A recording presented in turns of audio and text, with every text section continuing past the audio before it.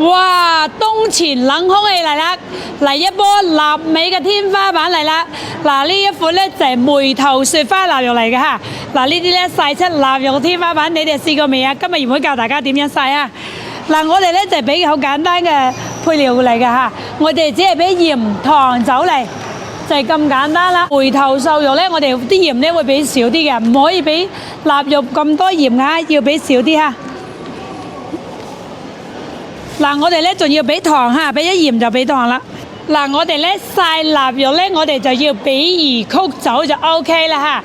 我哋一般咧10斤嘅比例咧就係俾到2兩半就夠啦。嗱，瘦肉咧唔需要俾到3兩嚇。就係咁樣咧，我哋撈勻佢咧，就醃佢一晚咧，聽日咧就用拖水曬就 OK 啦。嗱，呢啲咧就係梅頭雪花嚟曬出臘肉嘅天花板嚟嘅。嗱，我哋就撈到咁樣就 OK 啦嚇。嗱，咁樣咧我哋就可以放一晚。聽日咧我哋要用啲熱水拖咗水，我哋先上豉油嘅嚇。全部係臘肉嘅天花板嚟嘅，你睇一塊一塊雪花梅頭啊，臘肉嘅天花板嚟嘅。哇，睇見都流口水想食啊！